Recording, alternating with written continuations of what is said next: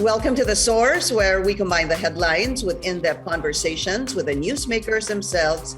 I'm Pinky Webb. Today on the program, the PDP-Laban faction led by Energy Secretary Alfonso Cusi says Senator Manny Pacquiao is automatically expelled from the party after filing his candidacy under a different group.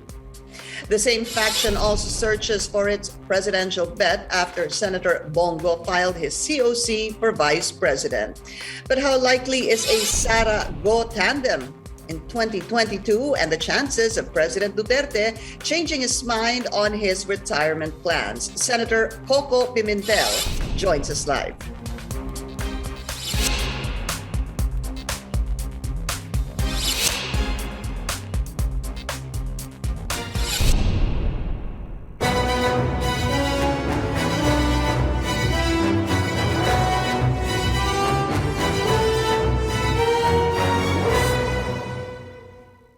The filing of certificates of candidacy for the 2022 elections continues. More than 18,000 elective posts are up for grabs. Our senior correspondent, David Santos, is monitoring the situation at Sofitel's Harbor Garden Tent in Pasay City. David, so it's day 5. What's the latest there? Well, Pinky, as of latest count, 20 individuals have so far expressed intention to lead the country after President Duterte steps down from office next year. Now, come to think of it, this is still quite a number, though relatively lower than in 2015, considering we're only halfway through the period of filing of certificates of candidacy. Now, interestingly, there are only 7 so far who have filed their COCs for the position of Vice President, just about a third of those who want to be President. Now, 39 have signed up to join the senatorial race, while 48 party list groups have filed their certificates to be sectoral representatives in Congress. The poll body also announced this morning that nearly 18,000 have filed COCs for local positions nationwide, from district representatives to city council members. And as of September 25, close to 8 million people have also already signed up in the voter registration. Now, back here in the Harbor Garden Tent in Sofitel, Manila, still no word yet on when other aspirants, particularly those making the rounds on all forms of media, such as Vice President Leni Robredo, former Senator Bong Go Marcos, and presidential daughter Sara Duterte, will be submitting their COCs if indeed they're gunning for the national positions next year. Pinky.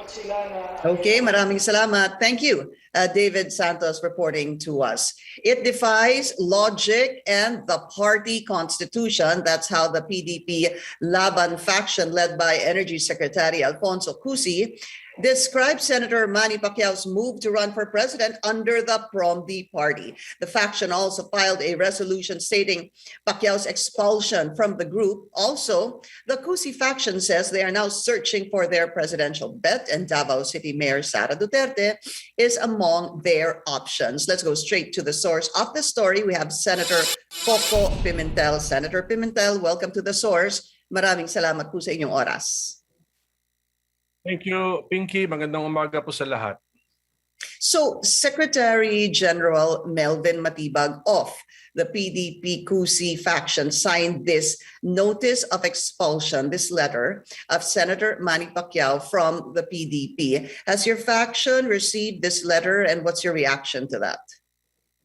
We have not received the letter and we are not interested in the letter. Bumabawi lang po yung mga taong yan because Matibag and Cusi have been expelled earlier by the legitimate PDP-Laban in July 2021. So siguro tuwan-tuwa lang sila ngayon na gumagawa sila ng mga kilos na pampagulo, pampalito. Ginugulo lang po nila yung aming presidential candidate na si Senator Manny Pacquiao. Lahat po ng kilos ng Pinky, all of the moves of the legitimate PDP-Laban were in accordance with the PDP-Laban Constitution. Our constitution allows alliance agreements. So therefore, we entered into an alliance agreement. Tawag namin doon MP3 Alliance, PDP-Laban, PROMD, and People's Champ Movement. And then the alliance partners also proclaimed Senator Manny Pacquiao as their presidential candidate. Then the law allows a registered political party like PROMD to nominate candidates in the May 2022 elections. And then our PDP-Laban National Executive Committee issued a resolution allowing Senator Manny Pacquiao and our other official candidates to use the certificates of nomination of our alliance partners. So lahat po ito ay plansado and in accordance with our party constitution. So yung iba, those who just want to raise issues, they interpret the same document in the worst possible way or in another way. So we just ignore them. At any rate, we will continue to act as the legitimate PDP-Laban, and at the same time also answer their attacks filed in the COMELEC. So ongoing na po yun. Ang dami pong issues that can be talked about there because they are stating a particular Section 6, Article 7 of your party's constitution that it actually says that the filing of certificate of candidacy for any office or position under the auspices of another political party is a ground for automatic expulsion. In fact, ang sinasabi po ni Secretary General Matibag nung kabilang faction is that Senator Manny Pacquiao did this to himself. Siya mismo ang nagtanggal sa kanya sa partido. And to follow up on that, because you had mentioned it a while ago, I did read that you had filed a resolution regarding this, yung MP3 Alliance at yung pong pagtakbo under PROMD. Ang sinasabi po ni Sec Gen Matibag, yung pong resolution does not supersede constitution or the party constitution. Can I get your reaction on that? Well, I wrote the PDP-Laban Constitution, so I know, number one, that alliance agreements, political alliances are allowed. And then, I'm sure they have not read the complete National Executive Committee Resolution number 12. Ang sinabi po doon that using the alliance partners CONA will not be construed as a violation of the Constitution, and then this resolution will be presented to the National Assembly. The National Assembly is the highest policy-making body po ng isang partido. So if actions are ratified by the National Assembly, ibig sabihin nun walang question, there's no problem. Actually, there is really no problem. Yung mga nanggugulo lamang ay yung mga taong hindi naman din nila kandidato si Senator Manny Pacquiao for president, kaya maghahanap sila ng rason na pahirapan ito, gawa ng issue ito, and then itong mga taong ito ay earlier expelled already from the PDP-Laban because of disloyalty, allegiance to other political interests na nakikita na po natin ngayon because take note, the Cusi group has remained, has not nominated a presidential candidate. So vacant pa po yan. That means they're still pursuing the secret agenda that we suspected them of having months ago, di ba? So yun na, it's still open. Alam kong i-offer pa nila yan sa outsider from the party. So yan po yung plano nila all along.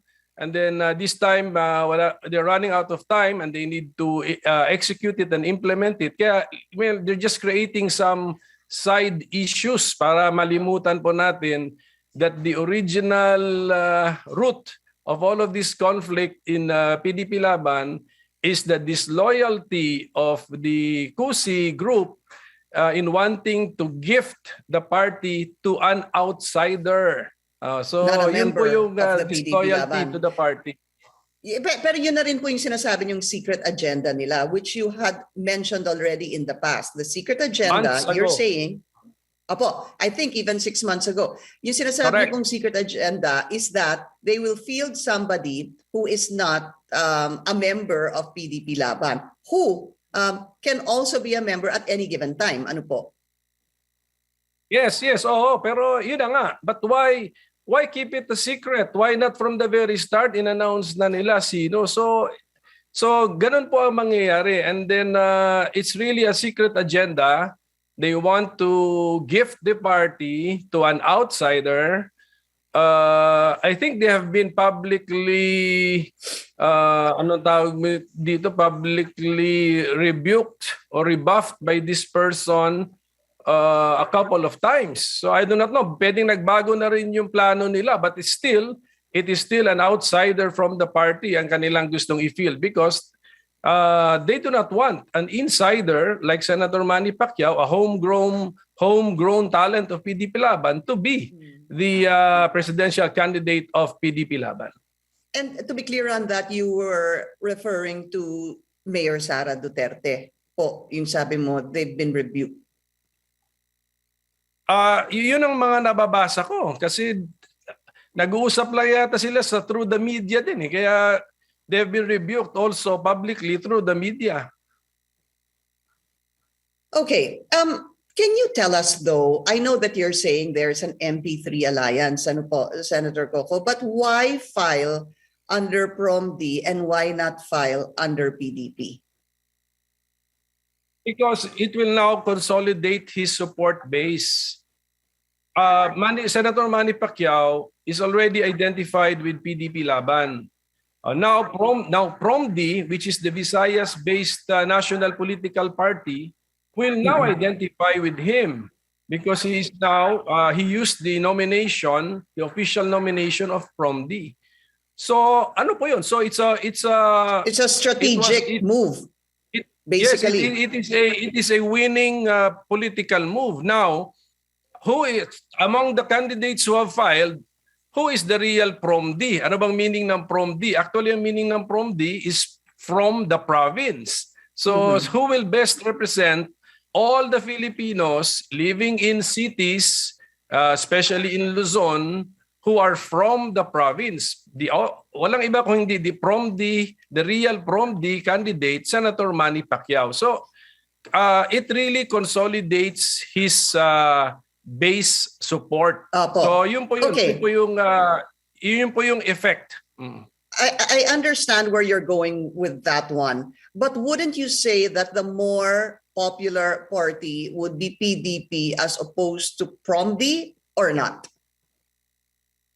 Well, PROMD is actually a known party, a very known party because they also fielded, I think, vice presidential and presidential candidates in the past. So the core support base of PROMD is in the Visayas, Region 6, 7, and 8. So yun po yun. By filing under PROMD, you consolidate the support base because Manny Pacquiao is already known to be PDP-Laban and is also known to be from Mindanao. So you just add all of these ideas up and you will understand why it was done. That's why I said basically this is a strategy obviously on the part of your group. Would you also say that you did this because of the possibility, there is of course that possibility that the COMELEC in the end can say that the Cusi group is the legitimate one and the Pimentel-Pacquiao group is not the legitimate one? I'm not saying that will happen. I'm just saying that in the realm of possibility, it's there. No, as far as I'm concerned, no, because I filed the answer to the Cusi petition in the COMELEC. So I know what the Cusi petition contains. I know what our answer contains. I'm very confident that my group or the real PDP-Laban will win the case before the COMELEC because in form and in substance, the Cusi petition is very lacking, very deficient. So hindi po 'yun ang dahilan. As far as I'm concerned, hindi po 'yun ang dahilan. So I am very confident about the case before the COMELEC. Okay, we need to take a very short break. The Source will be right back. You're watching The Source on CNN Philippines. I'm Pinky Webb. Our guest today is Senator Koko Pimentel. Senator, so you have Senator Manny Pacquiao as a presidential aspirant and Congressman Atienza as your vice presidential bet. Ang makakalaban ho sana ni Congressman Atienza ay si Pangulong Duterte. However, he said na he's retiring from politics. My question to you is, do you believe President Duterte when he said that he's retiring from politics? A lot of things has changed, Pinky. Kasi this has been done before, no? In 2015 when he said he will not run, but then he ran. But that was 6 years ago. So the president has also aged. So maybe his body is telling him that it's time to retire from the rigors of politics. So this time, I believe him when he says that he will retire. So I will be extremely disappointed if all of a sudden he says that he has changed his mind or he was just joking. So kasi plus 6 years na po ang nakalipas, so of course we feel something na in our body by that time. Okay. And pagdating po dun sa president, of course malaking katanungan pa rin sino nga. We talked about that kanina doon po sa kabilang faction, ano. So Mayor Sara, sabi mo nga rebuke them, pero papaano ho sabihin natin mangyari yung BBM ang gawin po nilang presidente sa Cusi Group? Yeah, that would be the best proof that they're really a bogus PDP-Laban. They do not even know, because that means they do not even know the history of the PDP-Laban, why it was formed, why PDP was formed, why Laban was formed, why the two merged in 1982.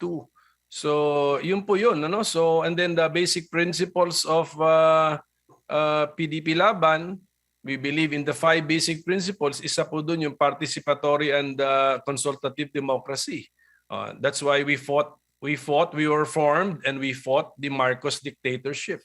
So we should not forget that the party members, the legitimate party members should not forget that, or the real and legitimate party members should take the effort in reading up on the history of the party. Ano po nangyari? Because it was almost, to me, a last-minute decision. You can correct me if I'm wrong, sir, yung kay Congressman Atienza. Kasi even the night before, I was trying to find out sino magiging vice president ni Senator Manny Pacquiao. At it basically just really came out that morning when they filed on the first day of filing. You just give us a little background on that. What happened? Why was it Congressman Atienza?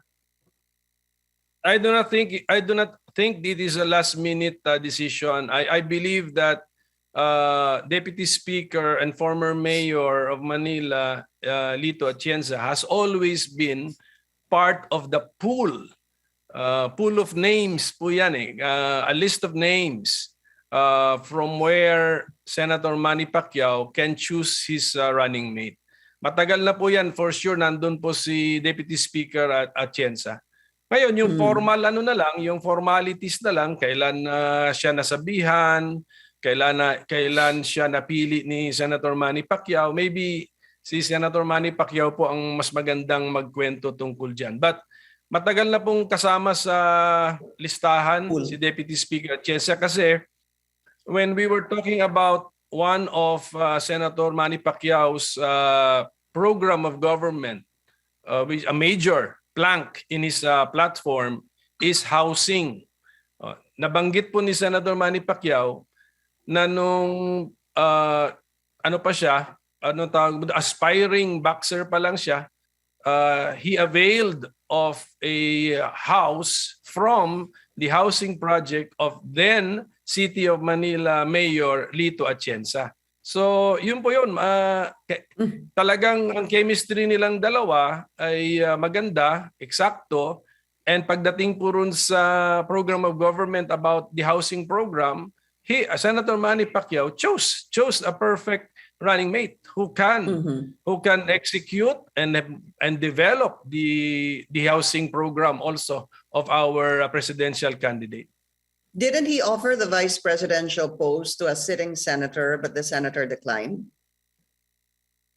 Hindi ko na po alam yon kasi the better question to ask is yung kausap ba ng mga sitting senator or those claiming to have been offered, were they authorized to offer?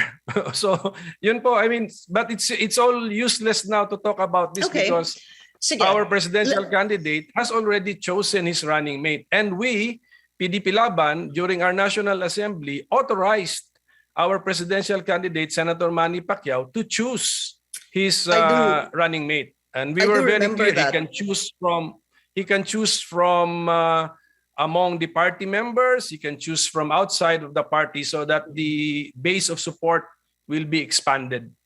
I do remember that because you were highlighting, Senator, na sa inyong grupo, pumili po kayo ng presidente at pinapabayaan niyo po yung presidente ninyo na pinili na maghanap ng vice president as opposed to the other faction that has a vice president.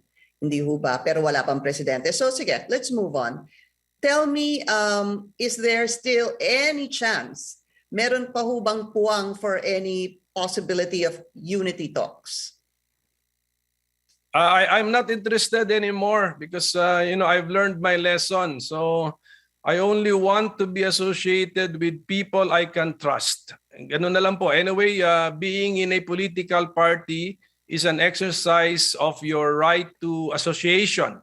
So ganun na lang po. So actually, that's one of our arguments or one of our appeals to those who are, illegitimately claiming the name of PDP-Laban.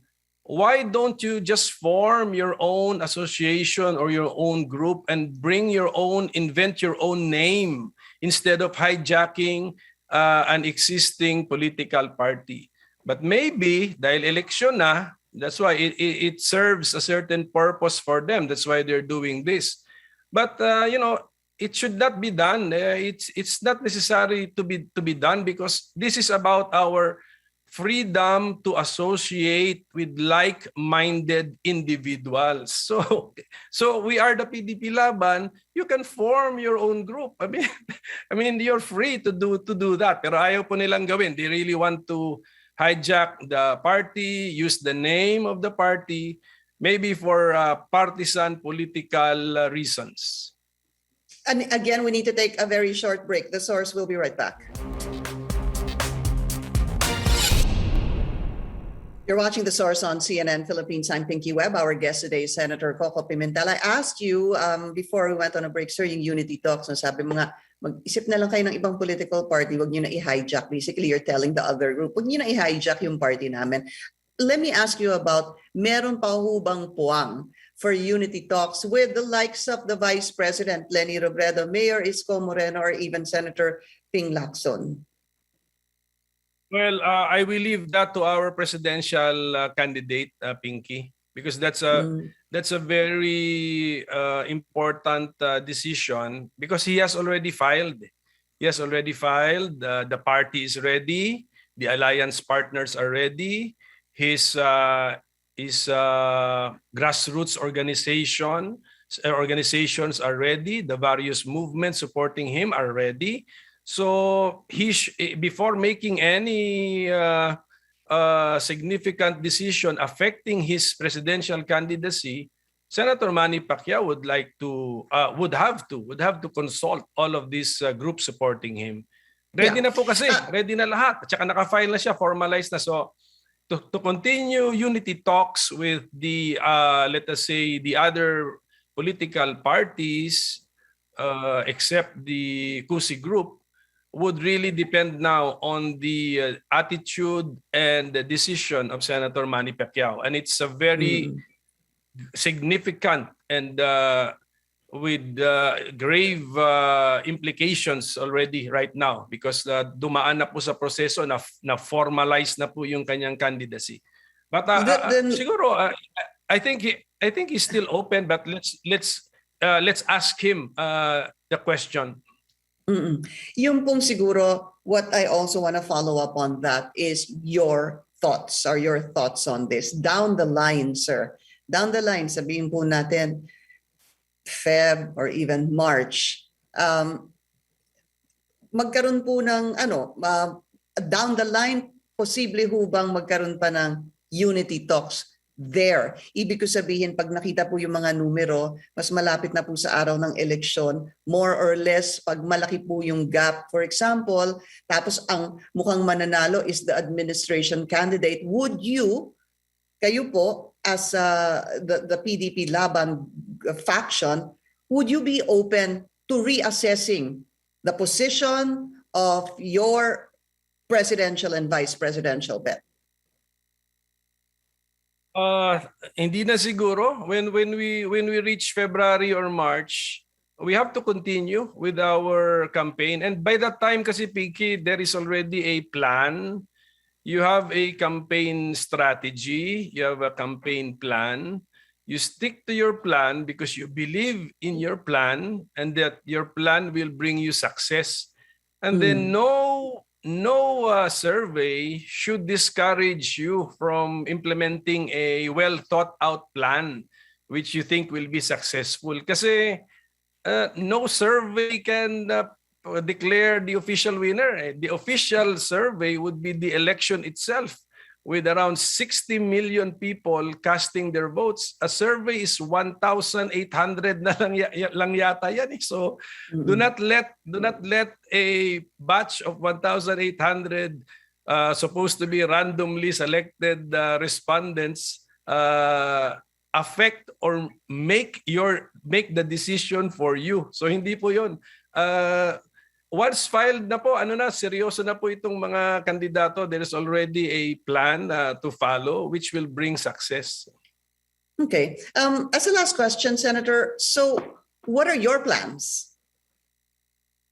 I will be campaigning for Senator Manny Pacquiao for President, Deputy Speaker Lito Atienza for Vice President, our senatorial candidates, especially PDP-Laban's own, former Governor Lutz Barbo. So kampanya lang po tayo because one of the reasons why we have a political party is for this to be the vehicle between people and government, and then for the political party to participate in elections so that it can implement, once it wins, it can implement its program of government. So that's it. So as a party man, I will have to support, and I will support the party's official candidates. And then if we win, I have to make sure that the program of government, especially the ones announced during the campaign, will be fulfilled by our party mates. So what position will you have in the event that Senator Pacquiao wins as president?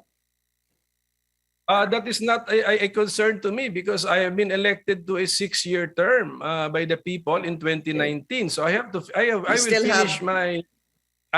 finish my contract, a social contract with the people who voted for me. Finish my term as senator. Opo, you won't resign and possibly move to a post in the executive branch. No, because I will be disappointing the millions who also voted for me in 2019. Tapusin ko na lang po because meron din po akong mga ibang bills pa na nakabitin. Okay. Senator Koko Pimentel, sir, thank you so much for your time. Thank you. Thank you. And thank you for joining us here on The Source. I'm Pinky Webb. You're watching CNN Philippines.